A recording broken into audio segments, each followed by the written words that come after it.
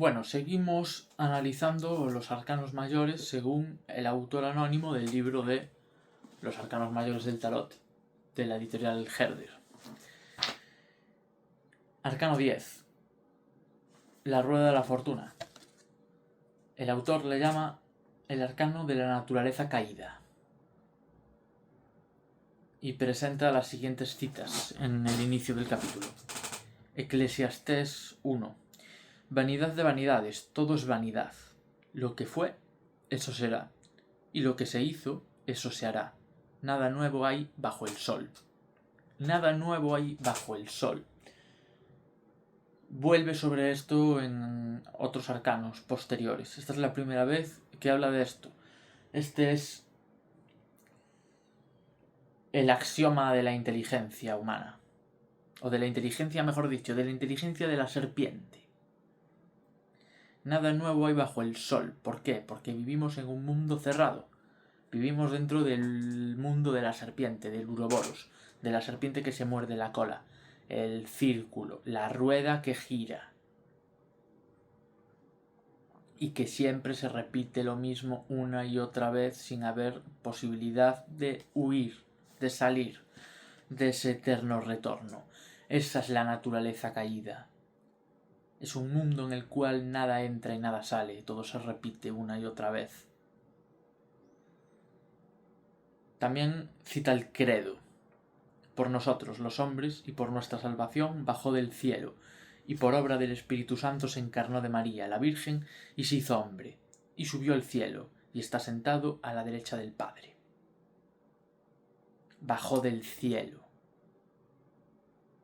O sea, que hubo una grieta en ese círculo. Que algo entra, que algo sale. O sea, si algo entra, es que algo puede salir. Que no todo es lo que siempre fue.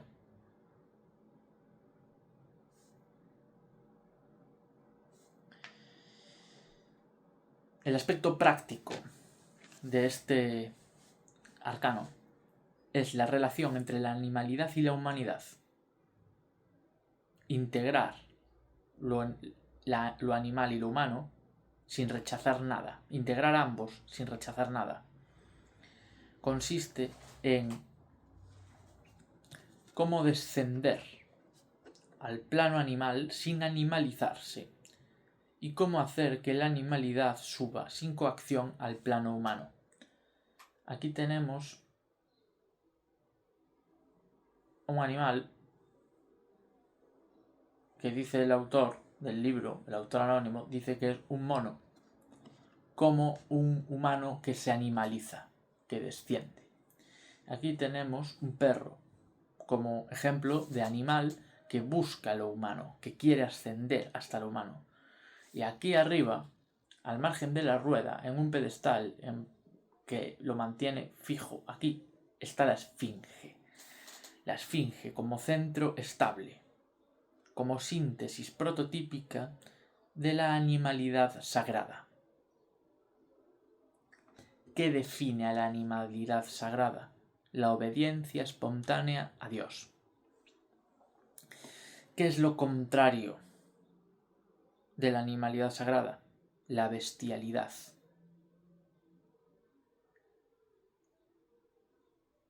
Lo que en el griego se llama terion o terian, la bestia.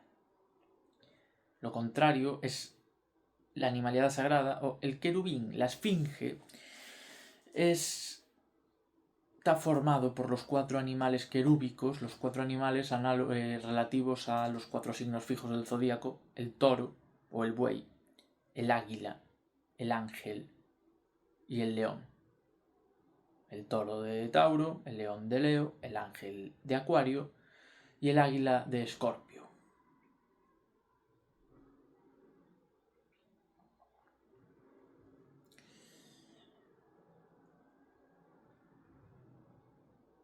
Y en el capítulo desarrolla cierta teoría sobre estos animales.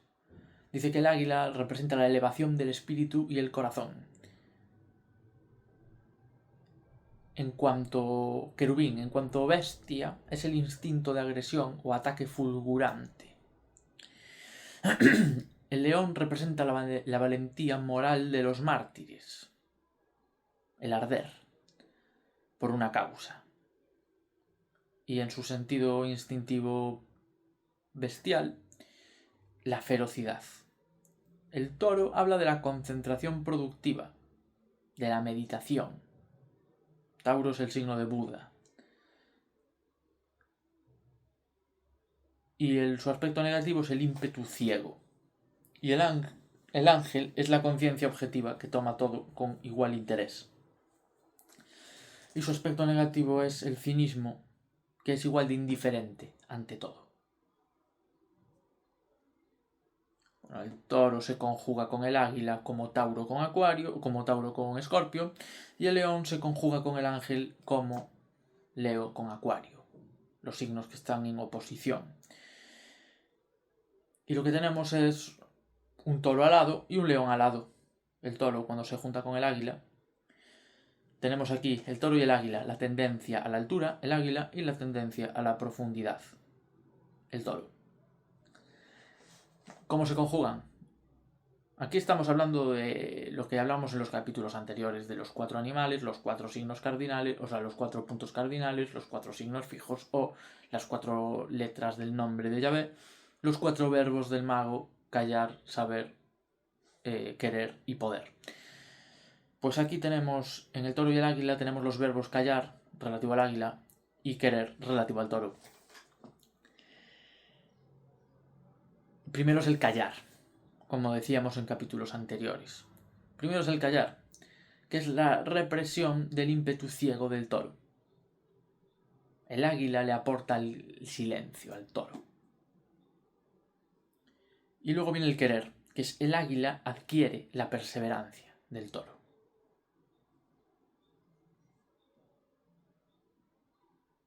Y luego el león y el ángel, que es la valentía de la consciencia. La valentía del león, de la consciencia del ángel. Y aquí tenemos los otros dos verbos. El osar, que es restringir la voluntad, poder. Hay una frase de Eliphas Levi que me quedó grabada que dice: poder hacer y no hacer es poder 2 veces. Pues de esto habla. El poder como restricción de la voluntad. Y saber es elevarla a otro plano.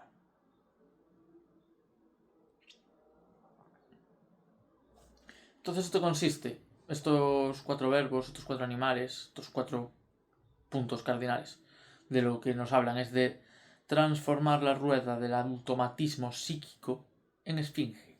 La rueda del automatismo psíquico, el nada nuevo y bajo el sol, siempre se repite lo mismo, es un automatismo psíquico. Pues hay que convertirlo en esfinge, mediante constricciones y expansiones alternas. Primero me elevo, luego me constriño, luego me expando en un nuevo plano. Primero me elevo, luego me constriño. Me constriño. Primero me elevo y luego bajo. Primero me elevo y luego bajo. Y en el medio me expando. También trata otros temas en este capítulo, como la diferencia, vuelve a hablar de la diferencia entre lo exotérico y lo esotérico. Lo exotérico son procesos naturales. Los procesos de nada nuevo hay bajo el sol. Y lo esotérico son tragedias y dramas, dice. Decir que pasar de lo exotérico a lo esotérico es pasar de procesos naturales a tragedias y dramas es lo mismo que decir que es pasar de una mentalidad de pasajero a una mentalidad de tripulante. Cuando yo vivo en un mundo de procesos naturales, de mecanismo, de puro mecanismo, soy un pasajero. ¿Qué voy a hacer yo? Nada. Cuando me convierto en tripulante y no pasajero, o sea, una persona se sube a un barco y da por hecho que va a llegar a su destino y no tiene que hacer absolutamente nada para que eso ocurra. Al contrario que el tripulante, que lo tiene que hacer todo para que eso ocurra.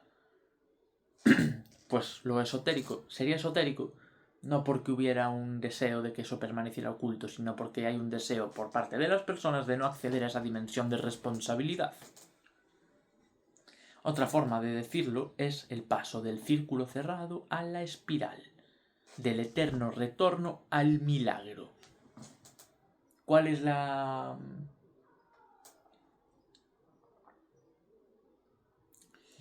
el proceso por el que ocurre este milagro? Lo que llamamos redención, que es el acto cósmico de reintegración del mundo caído. Pues ocurre en 3 fases. La primera fase es la apertura del círculo. Eso es lo que hacen las religiones, las iniciaciones y las profecías. Luego es establecer un mecanismo de salida y un mecanismo de entrada. El mecanismo de salidas nos lo presentan los Budas. El humano que se ilumina, que asciende. Y el proceso de entrada nos lo traen los avatares, que es Dios que baja a la tierra. Y luego está el tercer paso, que es la irradiación del Verbo encarnado, que es Jesucristo, que transforma el mundo desde dentro. Este es el proceso de la redención de la naturaleza caída.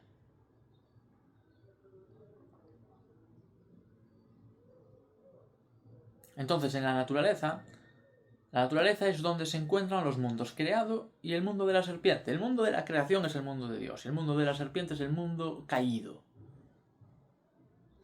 Entonces, ¿el mundo en qué se diferencia? Y aquí plantea un concepto que luego también desarrolla, que son los conceptos de irradiación y enroscadura. El mundo creado, del mundo de la luz, la luz irradia. Y las tinieblas se enroscan, la serpiente se enrosca. Y esa es la diferencia. La creación se expande. Y la serpiente se coagula, se enrosca. La buena nueva sería que la luz brilla en las tinieblas. La buena nueva sería el triunfo de la asociación y la cooperación sobre la disociación y el aislamiento. El círculo cerrado aísla, disocia, nos hace sentir separados. Ese es el pecado original. La buena nueva es que la asociación y la cooperación triunfan frente a eso. Y aquí no sé si en este capítulo o en ese otro, que contrapone la lucha por la supervivencia a la cooperación por la supervivencia. Y dice, vale, gente pues como Darwin habla de la lucha de las especies en pos de la supervivencia. Y eso es tenido como una especie de dogma, de axioma. Pero él dice, no es la prueba nuestro cuerpo, la prueba, todos los cuerpos, la prueba de la cooperación. Que la vida se sostenga no quiere decir que la cooperación prevalece sobre la lucha. ¿Qué pasaría? ¿Qué pasa cuando las células de nuestro cuerpo luchan entre ellas? ¿Qué prevalece, la lucha o la cooperación? Darwin lo que estaba describiendo era el mundo de la serpiente. El tema es que en la naturaleza conviven ambos mundos. La herejía gnóstica, por cierto, por ejemplo, la herejía gnóstica que luego heredan los cátaros, atribuían a la naturaleza solo la cualidad de la serpiente. La naturaleza es el mal. Por eso era considerado una herejía. Creo, esta es mi percepción o mi comprensión actual al respecto es esta. Por eso la considero una herejía. Porque hay un aspecto virginal en la naturaleza, que es la Virgen, que es donde llegamos al siguiente capítulo, el capítulo de el arcano de la fuerza, que es el arcano de la Virgen. Y aquí cita la tabla esmeralda, de la que hablábamos en capítulos anteriores. Y cita el siguiente versículo. He aquí la vigorosa fuerza de la fuerza, que triunfará sobre todo lo sutil y penetrará todo lo sólido. Esta es la fuerza. El arcano de la Virgen.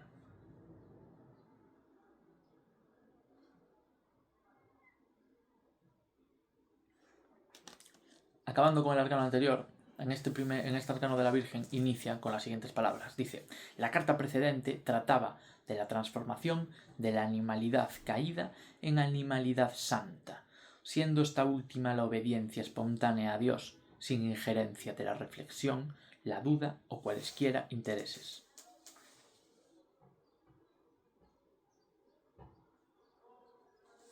Eso es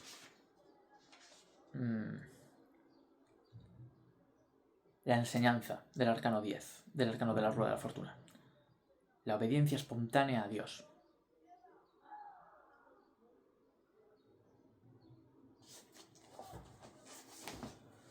Entonces, la fuerza. Y aquí, este arcano de la fuerza desarrolla lo que se presenta en el arcano de la rueda de la fortuna. La fuerza es el principio de reacción que implica una percepción previa. En base a lo que yo percibo, yo reacciono. Si yo transformo mi percepción, si yo percibo diferente, yo reacciono diferente. Y habla de lo que llama la religión natural. La religión natural, que es la religión de la naturaleza. O sea, habla de cómo los seres vivos le rinden culto a Dios con sus reacciones naturales.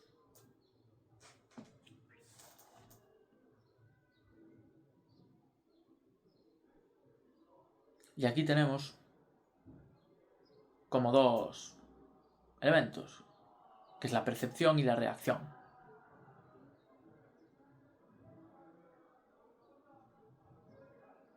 La conciencia y los hechos, o la idea y el fenómeno.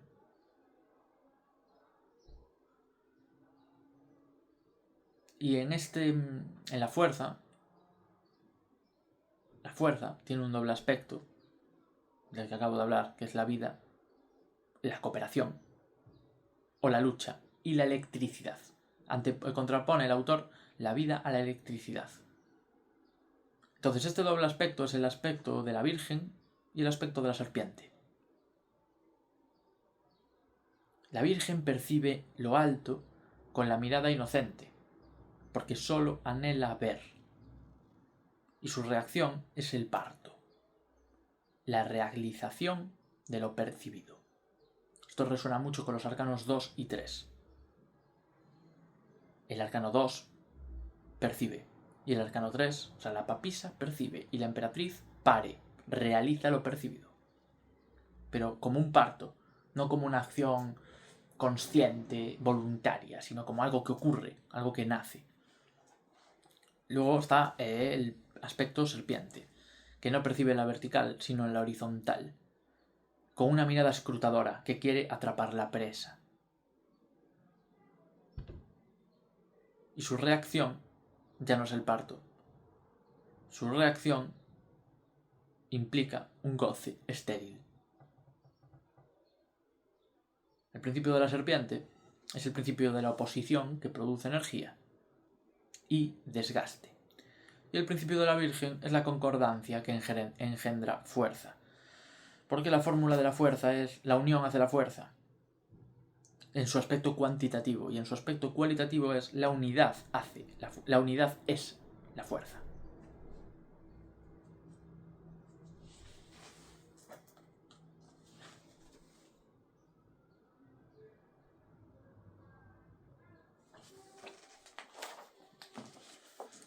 Y luego analiza el versículo de la tabla esmeralda de triunfa sobre todo lo sutil y penetra todo lo sólido. Triunfa sobre todo lo sutil, es decir, triunfa sobre las tentaciones. Las tentaciones, eso es lo que causa nuestra impotencia. Y hay una tentación intelectual, hay una tentación psíquica y hay una tentación más física.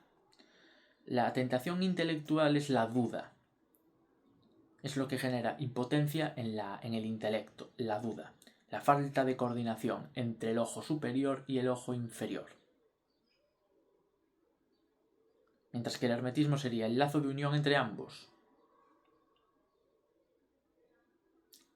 La tentación en lo psíquico es el placer estéril.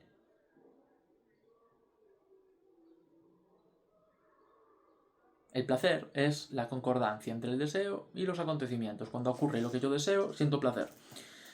Pues la tentación de quedarme en el placer, de buscar solo el placer por el placer, cuando el placer es el primer peldaño de una escalera que sería placer, luego alegría, luego felicidad y luego lo que sería la bienaventuranza o beatitud. El primer peldaño, el placer, es lo más superficial.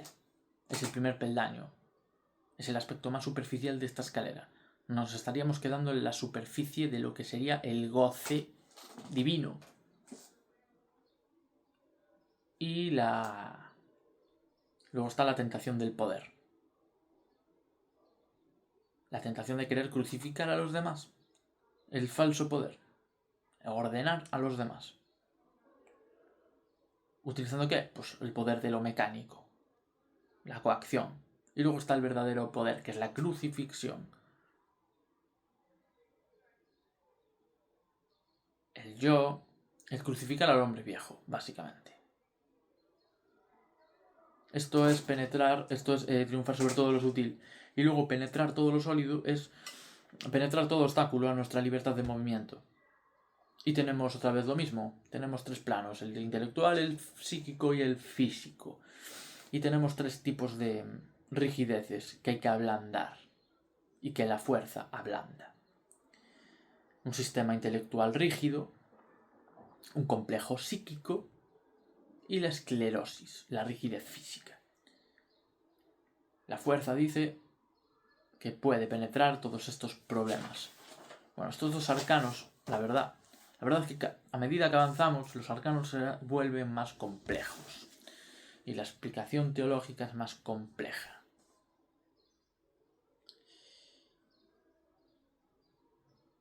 Estos 2 arcanos, el 10 y el 11, nos están hablando de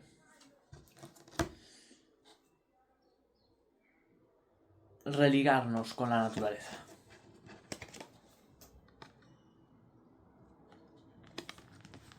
El 10 y el 11.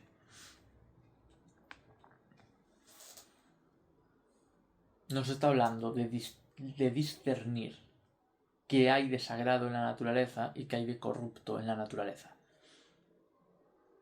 Y ser fieles 100% a lo sagrado que hay en la naturaleza. Para recuperar nuestra fuerza, que es la consecuencia de nuestra unidad interna, y desde ahí liberarnos.